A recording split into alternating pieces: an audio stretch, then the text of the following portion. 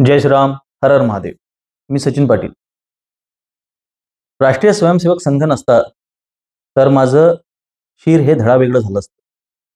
इति नुपूर शर्मा. या नुपूर शर्मांचं हे वक्तव्य आहे. तर मग उमेश कोल्हे आणि कन्हैया लालचं काय, हा प्रश्न आपसुकच मनामध्ये निर्माण होतो. नुपूर शर्मांनी अनावधानानं किंवा रागामध्ये किंवा विचारपूर्वक जेही काही जे वक्तव्य केलं, ज्या वक्तव्यामध्ये कुराणच्या काही आयती कोट करत किंवा त्या आयतींचे अर्थ कोट करत त्यांनी काही भाष्य केलं. त्या केलेल्या भाष्याला मुस्लिम समाजाने एकमुखाने, कुठल्याही एका मुस्लिम संघटनेने नाही तर संपूर्ण मुस्लिम समाजाने, वामपंथी डाव्या काँग्रेसी विचारसरणीच्या लोकांनी एकमुखाने त्याला नबी की शान में गुस्ताखी म्हणून बघितलं. तर हे शब्द वापरल्यानंतर जोही गदारोळ या देशामध्ये माजला, तो गदारोळ माजल्यानंतर एक माफक अपेक्षा अशी असते की तुम्ही ज्या पक्षाकडून येता, तुम्ही ज्या पक्ष संघटनेच्या विचारसरणीची मांडणी करता, ती पक्ष संघटना तुमच्या पाठीशी ठामपणे उभी राहील, ही माफक अपेक्षा असते. पण नुपूर शर्मांच्या संदर्भात भाजपाने जी भूमिका घेतली, ती भूमिका आपल्या सगळ्यांना माहिती आहे.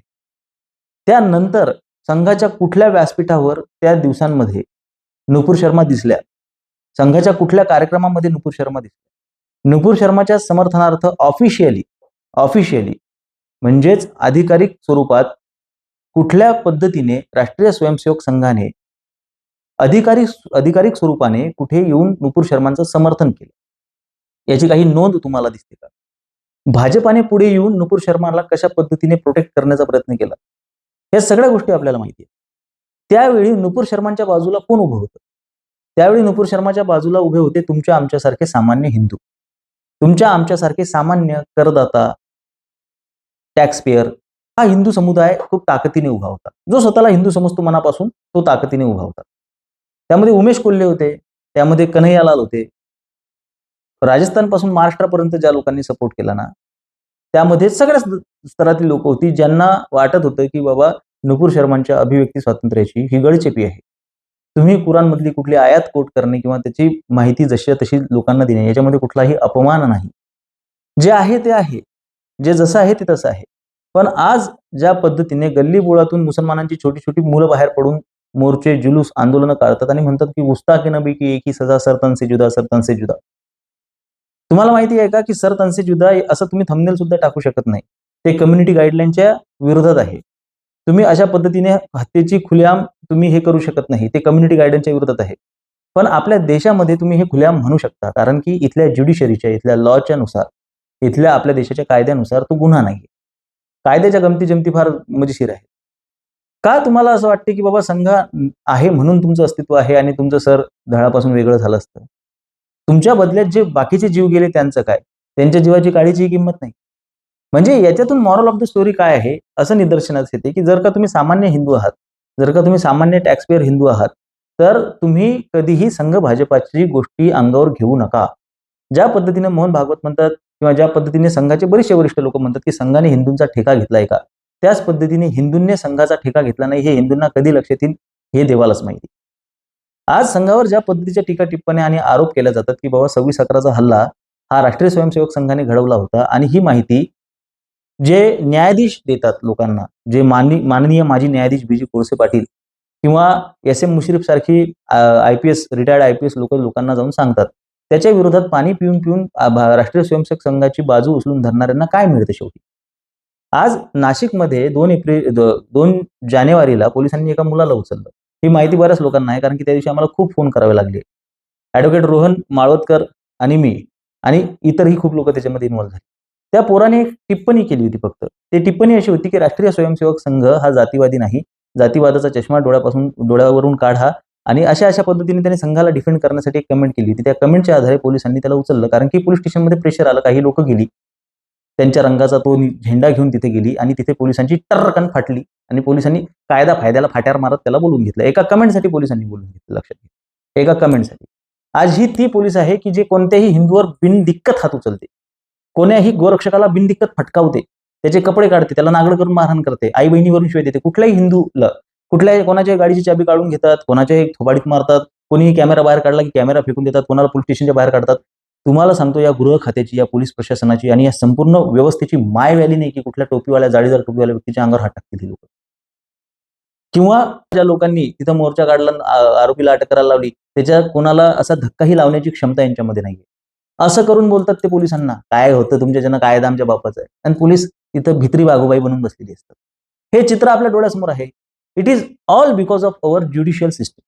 हे जे आपल्या देशामध्ये न्याय व्यवस्था नावाचं हे जे तंत्र आहे, या न्यायतंत्रामध्ये ज्या पद्धतीने नुपूर शर्मांचा आवाज दाबला गेला, हे तेच न्यायतंत्र आहे की जे सांगते की नुपूर शर्मामुळे संपूर्ण देशामध्ये गदारोळ माजलेला आहे. आणि असं म्हणत ते नुपूर शर्मावर टिप्पणी करतं, असं म्हणत ते नुपूर शर्मावर टीका करतं. हे तेच न्यायतंत्र आहे की जे एका मुलीला तिने कुराणच्या काही आयती कोट केला म्हणून 100 कुराण वाटण्याची शिक्षा देतं. अशा पद्धतीचे हजारो न्याय ह्या न्यायव्यवस्थेने, ह्या न्यायपालिकेने आतापर्यंत केलेले आहेत. पण त्याच्या विपरीत ही तेच न्यायव्यवस्था आहे की ज्याचा औरंगाबाद बेंच म्हणजे औरंगाबाद खंडपीठ म्हणजेच आपल्या संभाजीनगरमध्ये जे कार्यरत आहे, ज्याचं ऑफिशियल नाव अजूनही औरंगाबाद आहे. बॉम्बे हायकोर्टचं ऑफिशियल नाव अजूनही बॉम्बे आहे. ते कायद्यामध्ये ते नाहीत मानत तुमच्या ते भावनांना तुम्हाला सगळ्यांना फाट्यावर मारतात, ते तुम्ही नाही बदलू शकत ती नावं आजही.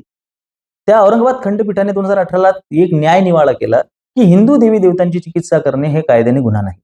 आणि हे असूनही, ब्लास्फेमीचा कायदा असूनही, जेव्हा कोर्टामध्ये बसलेला तो न्यायाधीश कुठलीही चौकशी न करता एक निर्वाळा देतो त्या याच्यामध्ये नगरच्या, अहिल्यानगरच्या कोर्टामध्ये की बाबा शिवसमर्थ भेट झाली नाही. कुठल्या समितीचं गठन केलंय, कुठले कागदपत्र मागितलेत, किती लोकांना भेटलंय, किती ऐतिहासिक दस्तावेजांची तिथे रिचेकिंग झालेली आहे. बस मला वाटते, अरे तू ना धर्मपंडित आहेस ना धर्मपंडित आहेस ना इतिहास संशोधक आहे, पण तरीही आमच्या धर्माच्या संदर्भातले, आमच्या इतिहासाच्या संदर्भातले निर्णय तुम्ही कुठल्या बेसिसवर देतात, त्याच्यासाठी तुम्ही कुठल्या समितीचं गठन केलेलं आहे, त्याच्यासाठी कुठल्या एक्सपर्टला तुम्ही कन्सल्ट केलेला आहे, कोणाशी तुम्ही कॉन्टॅक्ट केलेला आहे. आणि ह्या सगळ्या गोष्टींसाठी संघाकडे एक स्वतःची अधिवक्ता परिषद असल्यामुळे लोकांना असं वाटतं की बाबा ही संघ भाजपा हे जे हिंदूंचे डिफेंडर म्हणून पुढे येतात, हे मोदी है तो मुमकिन है, पर वो तो कहते हैं की हमने क्या ठेका लेके रखा है. मग तुम्ही काय करणार, कोणाच्या इकडे पाहणार, हेच मला लोकांना सांगायचं आहे. मला बरेच जण म्हणतात की दादा याच्यावर उपाययोजना काय आहेत. उपाययोजना सर्वात पहिली उपाययोजना ही आहे की पहिले हे जाणून घेणे की हिंदू हा एकटा आहे आणि आपल्याकडे कुठल्याही पद्धतीचा कॉमन मिनिमम प्रोग्राम नाहीये. आपल्याकडे कुठल्याही पद्धतीचा कॉमन मिनिमम प्रोग्राम नाही, हे आपण मान्य केलं पाहिजे. जसं मुसलमानांकडे आहे.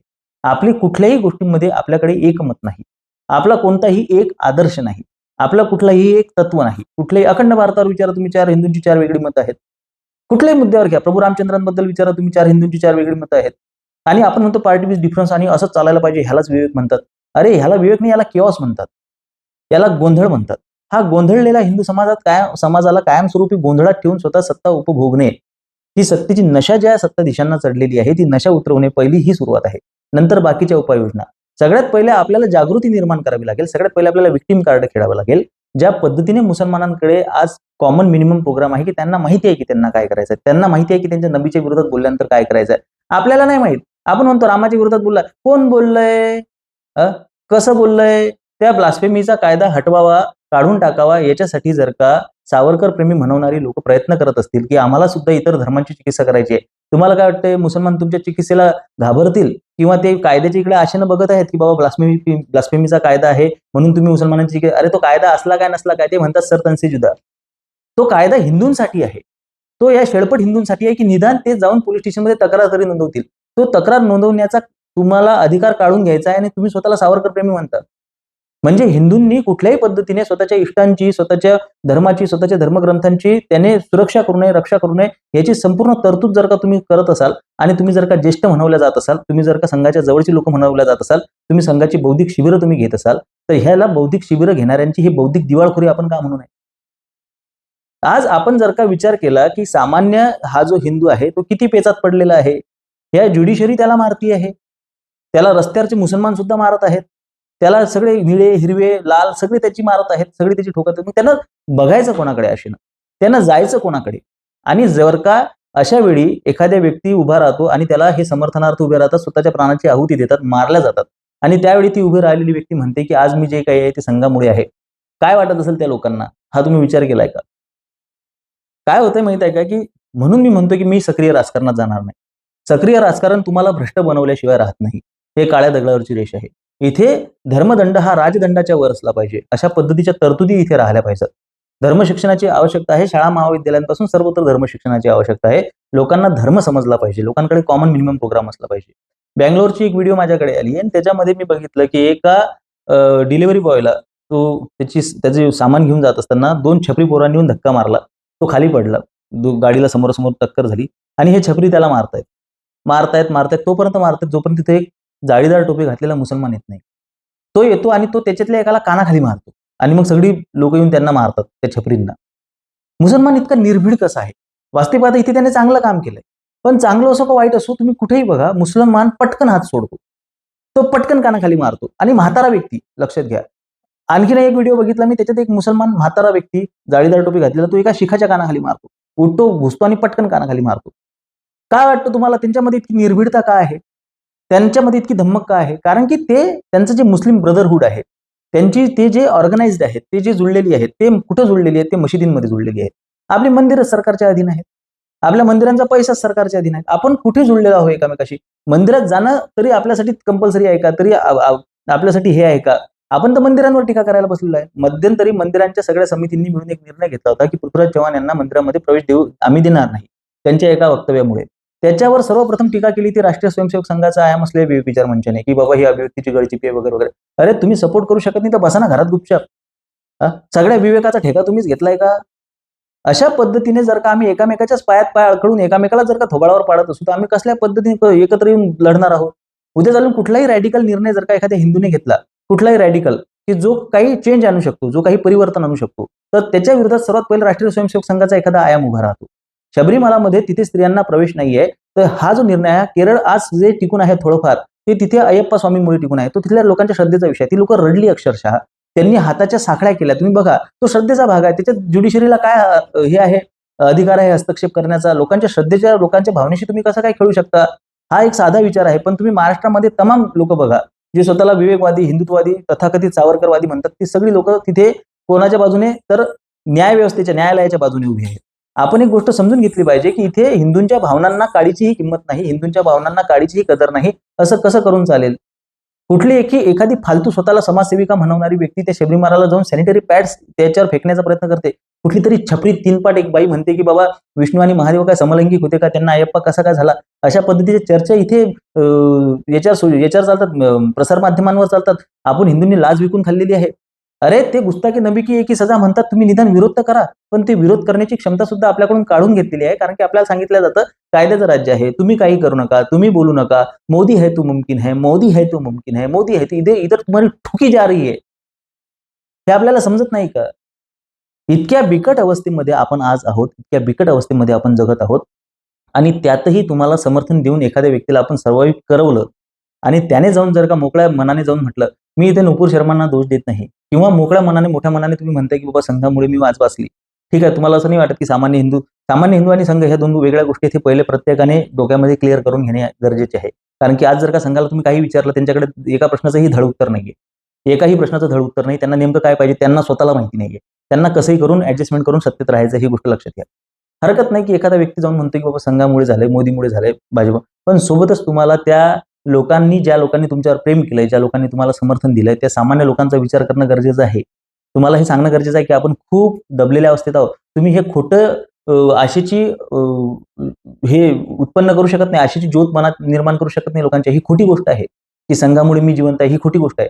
तुम्ही जिवंत आहात कारण की इथे आजही खूप मोठा समुदाय आहे की जो पेटून उठू शकतो. संघाने तर हिंदूंना नपुंसक करून ठेवलेलं आहे, त्यांच्या हातात बांगड्या भरून ठेवलेल्या आहेत. पण कुठेतरी काहीतरी अडवतंय, कुठेतरी काहीतरी थांबवतंय. ती म्हणजे त्या हिंदूंच्या मनातली असलेली धुसमुस, त्या हिंदूंच्या मनातली असलेली आग. ते कुठेतरी तिथे त्याचं हे होऊ शकतं, रिव्हॉल्ट होऊ शकतं, कुठेतरी ते पेटू शकतात, कुठेतरी त्याचा परिणाम सत्तेवर होऊ शकतो. म्हणून सत्ता तुम्हाला प्रोटेक्शन देते आहे. ही गोष्ट तुम्ही लक्षात ठेवली पाहिजे. फिरून तुम्हाला विक्टिम कार्ड खेळावं लागणार आहे. लोकांना सांगावं लागणार आहे की तुम्ही धोक्यात आहात. लोकांना सांगावं लागणार आहे की मी एका चांगल्या पदावर असून सुद्धा मला लपून राहावं लागलंय. इथे हिंदूंची परिस्थिती फार बिकट आहे. तुम्हाला जनतेशी खोटं बोलून चालणार नाही, जनतेच्या डोळ्यात धुळफेक करून चालणार नाही. आज हिंदू त्याच्या इतिहासातल्या सगळ्यात वल्नरेबल कंडिशनमध्ये आहे. आज कुणीही हिंदू म्हणून ठोकून जाऊ शकतं, मारून जाऊ शकतो. त्याच्या मुलांना ऍडमिशन नाही आहेत.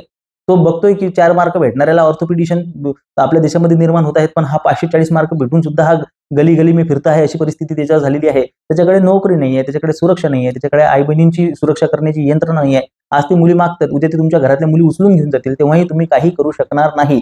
आज हिंदू सगळ्यात वल्नरेबल कंडिशनमध्ये आहे आणि तो हळूहळू आणखीनही धोकादायक परिस्थितीमध्ये तो जातोय. ही जाणीव तुम्हाला समाजाला करून द्यावी लागेल. फक्त एवढं म्हणून चालणार नाही की मोदीमुळे संघामुळे माझं डोकं शाबूत राहिलेलं आहे. संघामुळे नाही राहिलेलं आहे. तुमचं नशीब चांगलं आहे, तुमचं प्रारब्ध चांगलं आहे. अन्यथा इथला प्रत्येक हिंदू आज प्रचंड धोक्यात आहे. त्याच्यावर मृत्यूचं सावट आहे आणि त्याच्यावर मृत्यू थया नाचतोय. फक्त त्याला ते दिसत नाहीये, कारण की त्याच्या डोळ्यावर पट्टी बांधलेली आहे सत्तेची. त्याला असं वाटतंय की सत्तेमध्ये हिंदुत्ववादी सरकार आहे. डोळ्यावरची पट्टी हटवा आणि ती पट्टी हटवण्यासाठी मी प्रयत्न करतोय.